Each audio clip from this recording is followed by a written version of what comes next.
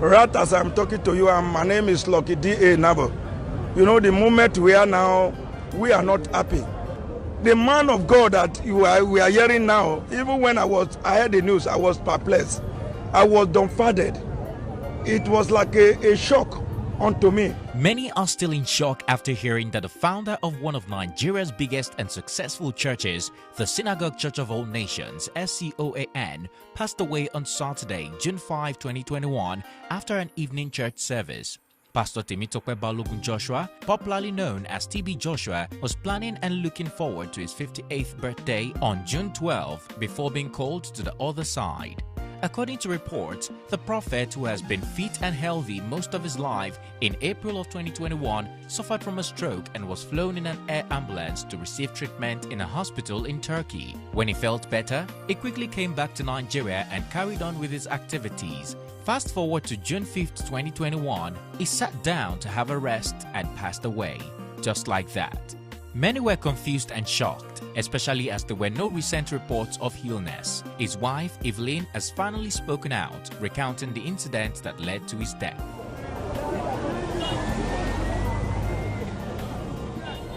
Evelyn Joshua, the wife of Prophet TB Joshua of over 30 years, braved a broken heart and has revealed to the public the incident leading up to his death. She said that her husband, the founder of Synagogue Church of All Nations, SCOAN, ended his race prayerfully.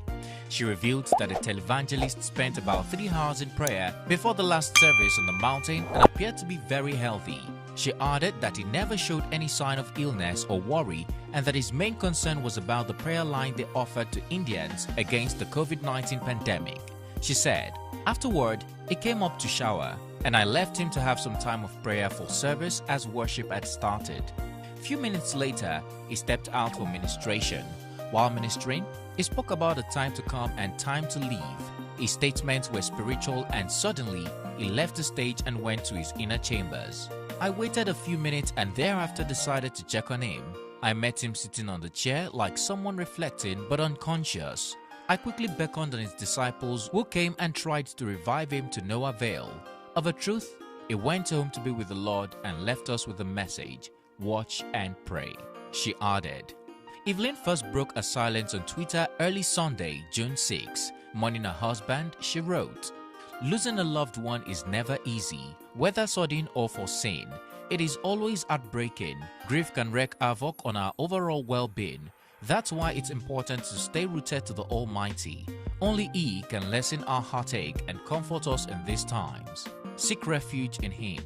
This was when many began to believe the story that the 57-year-old man of God was truly gone.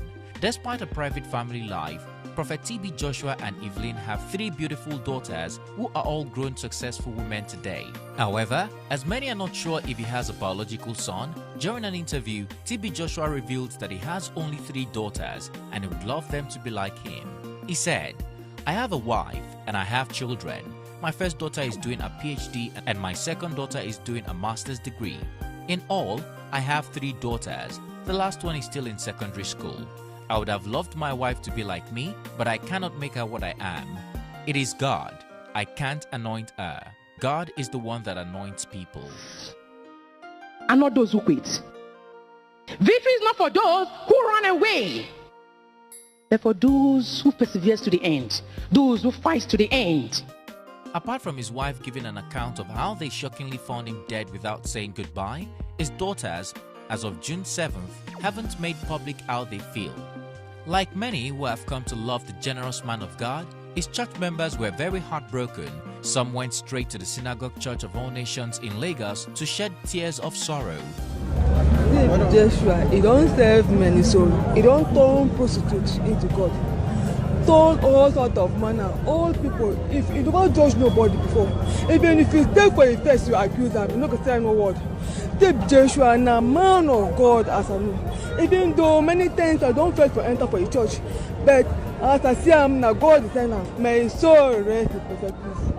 Condolences messages showered from across the globe to his family by those who knew him and those whose lives were touched by him. It's a glorious exit. It's a glorious sleeping in the Lord.